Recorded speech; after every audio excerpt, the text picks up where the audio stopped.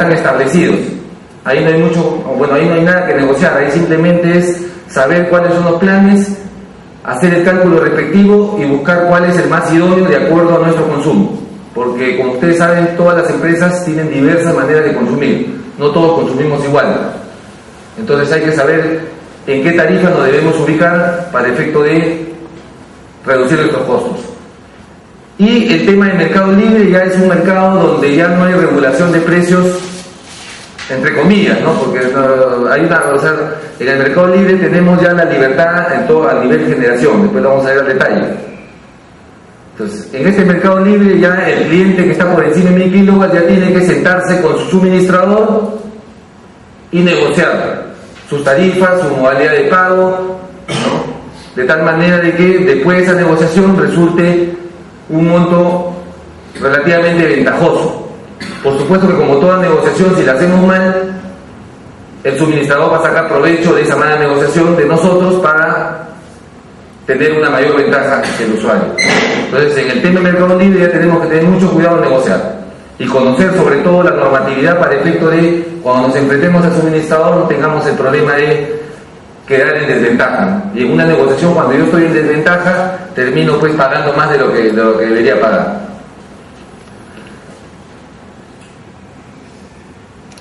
¿Quiénes son clientes libres de acá de sus empresas? No sé si alguno tiene algún dato de su empresa. Cliente libre. ¿Uno nomás por encima de 1000 kilowatts? Libre, 2. Los demás son regulados. Regulados. O sea, tenemos 2 libres y varios regulados. Ya. Pregunta. Sí. ¿Qué significa el 20% de la banda básica de la zona de consumo? Esa es una tolerancia. ¿No? Normalmente, ¿qué pasa? A ver, vamos a ver cómo le explico. Tenemos la demanda máxima que es 1000. Entonces, sobre todo en zonas alejadas, en Lima, o sea, en zonas de población, en realidad eso no es efecto, ¿no? En zonas donde estamos alejados, entonces tenemos un dato, ¿no? Que no, o sea, el 20%, ¿qué pasa con un suministrador que tiene una zona de concesión? Entonces es ¿cómo le explico esto? Podemos dejar esa pregunta para después, queda pendiente, ya, porque quiero explicar algunas cosas que de repente la gente se va a quedar un poquito, está muy adelantada tu pregunta, pero sí queda pendiente. No, de repente me va a costar más explicarlo, no lo van a entender mucho.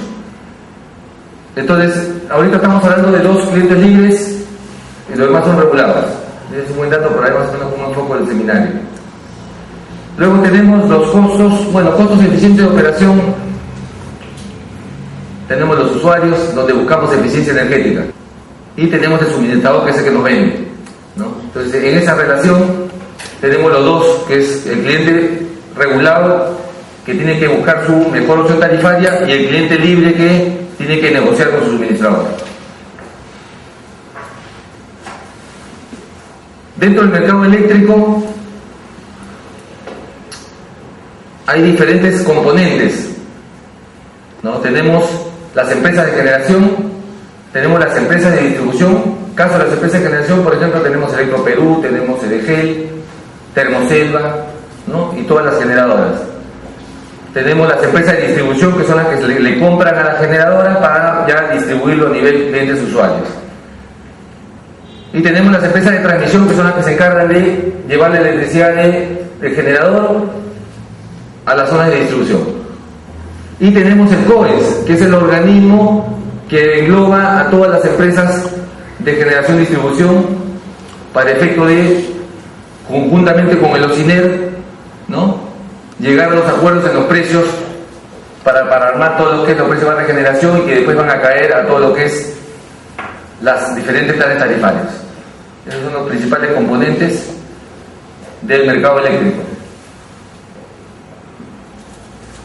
Luego tenemos otra clasificación que también es importante conocer, que es los clientes por el nivel de tensión, ¿no? Por el nivel de tensión que tenemos, tensión es a voltaje, ¿no? Por el nivel de voltaje que requerimos en nuestras plantas. Tenemos los clientes de baja tensión, los clientes y los clientes en media y otras que están más abajo, ¿no? Los clientes en baja tensión son los que le entregan energía en menos de 1000 voltios, o sea, directamente, en otras palabras, le entregan energía ya trabajada. sea, ustedes simplemente, como cliente de baja tensión, colocan su llave general y la usan, sea en 220 o en 440, que es lo que más se usa acá, ¿no? El cliente en media tensión ya no, el cliente en media tensión recibe la tensión por encima de 1000 kilowatts. Normalmente están en 10.000 voltios, en 22.9, en 60 kV, ¿no? Dependiendo de la zona donde nos ubiquemos y del nivel de potencia que estemos pidiendo, que estemos contratando, ¿no? Por supuesto que los clientes en baja tensión tienen un costo mayor que los de media tensión, porque en baja tensión ya me entregan la energía trabajada, ¿no? Entonces hay un costo mayor a nivel de distribución. Otra definición que es importante también para ir aclarando conceptos: el concepto de hora punta y fuera de punta, ¿no? El periodo de hora punta está comprendido entre las 6 de la tarde, 18 horas, o sea, ya estamos ahorita en plena hora punta, y 23 horas, o sea, comienza a las 18 y termina a las 23. Y las horas fuera de punta son todo lo restante, ¿no? Ahí en ese grafiquito se nota, se observa un poco mejor. Tenemos todo lo que es el que es hora fuera de punta, y la hora de punta. Por supuesto que la hora punta es más cara que la hora fuera de punta, ¿no? Entonces, desde ese punto de vista, tenemos que situarnos como empresa y ver en qué medida nosotros podemos tratar de ubicarnos en la zona celeste, que es la zona más barata, ¿no? Que es la zona amarilla. En la medida que seamos más intensivos en la zona amarilla, nuestra facturación va a tender a incrementarse. Y en la medida que tendamos a estar más en la zona celeste, nuestros costos se van a reducir. Eso va a depender, por supuesto, también de nuestras costumbres de producción, ¿no? También de nuestro nivel de producción, ¿no?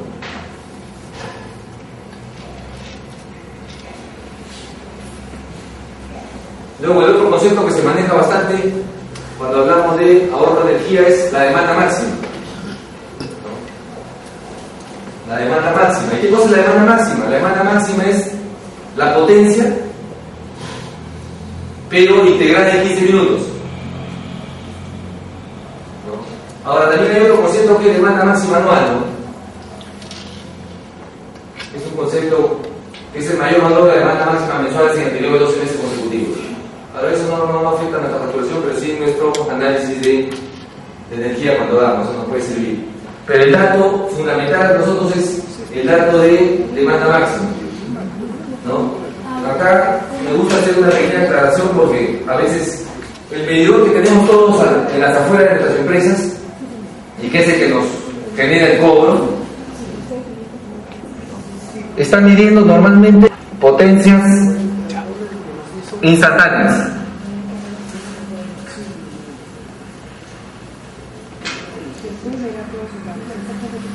Y así se va generando durante 15 minutos. El medidor está constantemente tomando data instantánea. Si alguna vez ustedes han tenido acceso a un medidor multifunción, se van a dar cuenta que el visor comienza a variar, ¿no? La potencia dispara, baja, ¿no? Está variando. ¿Y de qué va a depender esa potencia instantánea? De todo lo que está ocurriendo al interior de nuestra planta. De repente nosotros tenemos un arranque de un motor y va para arriba, ¿no? Un motor grande, ¿no? Y así, ¿no? Se va formando toda la data hasta que se termine el intervalo de 15 minutos.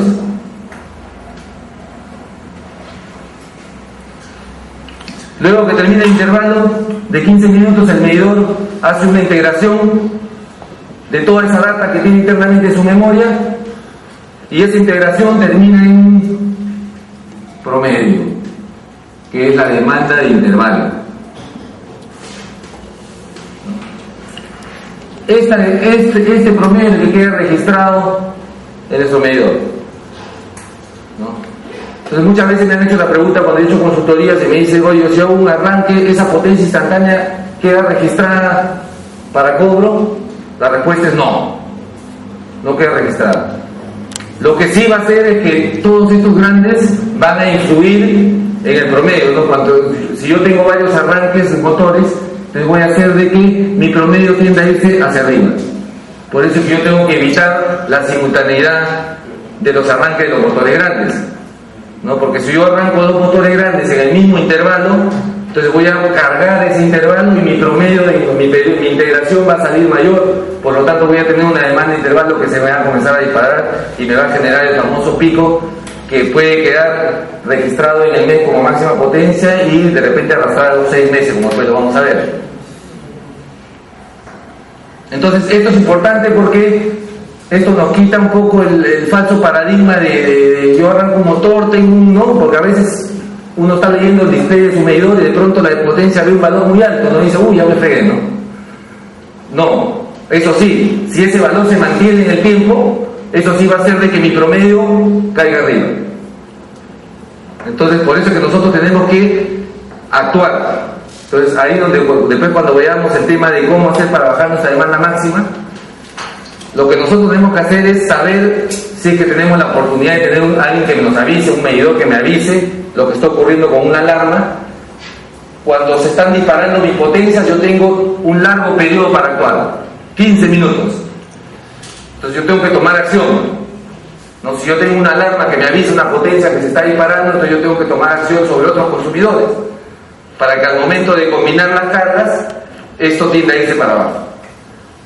Porque el tema de demanda máxima es la combinación de todo lo que trabaja en cada intervalo de 15 minutos. ¿No? Yo dependiendo de mi planta puedo tener pues 50 consumidores, 60, 70, 80, 100, dependiendo del tamaño de mi planta. Entonces todos esos consumidores están actuando, unos en simultáneo, otros no. Entonces todo lo que trabaja en simultáneo en cada intervalo va a influir en mi demanda de intervalo. Entonces, si yo quiero hablar de ahorro de energía tratando de controlar mi demanda máxima, yo tengo que tratar de combinar de una manera eficiente mis principales consumidores, pero sin afectar productividad. Ese es el gran reto que tenemos en el tema de eficiencia energética, ¿no? Claro, porque yo puedo ahorrar también apagando mi planta, ¿no? Apago una línea y ahorro dinero, pero al final me quedo sin trabajo porque la empresa vive de las ventas, tiene que producir. Entonces yo tengo que buscar la manera de combinar lo que está trabajando sin perder productividad para lograr una demanda que no sea muy alta. Entonces ese es el gran dilema de la eficiencia energética, que es lo que vamos a ver ahora en este seminario.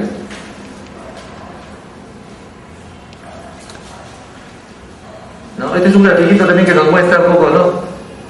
La zona amarilla, como le dije, siempre es la zona más cara, y la zona celeste es la zona de costos menores.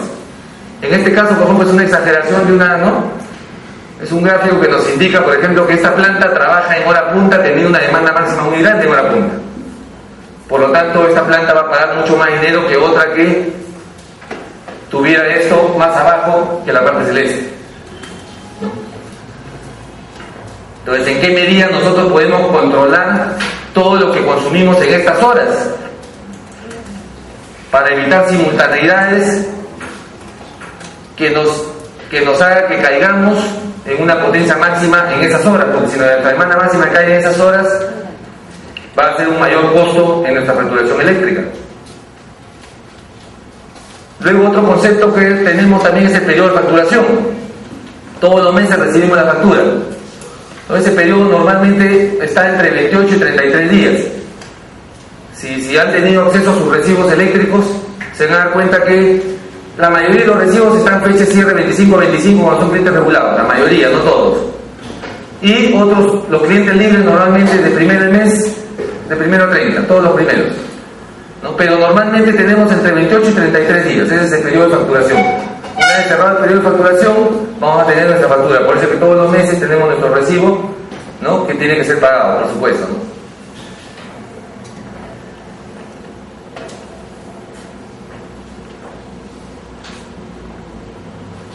Bueno, ahí en el segundo punto, ya estoy adelantando un poquito a los pliegos tarifarios, ¿no? El segundo punto es cuando se presenta un cambio de plan tarifario a mitad de mes, ¿no? Pero aunque normalmente cuando uno pide un cambio tarifario siempre comienza con el primer día de mes, ¿no? Pero ahora cuando no se da eso, entonces se tiene esa proporción. Por eso es preferible pedir nuestro cambio tarifario siempre con anticipación, de tal manera que uno se programa para comenzar siempre el mes con un solo plan tarifario para evitar ese tipo de cálculo que al final el único que los entiende es el suministrador y sale beneficiado con ello, por supuesto. Ahora, visto estos conceptos,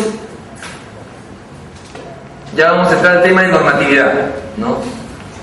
Claro, porque de alguna manera lo que nos están cobrando está sujeto a una normatividad, o sea, no nos cobran lo que quieren los suministradores, ¿no?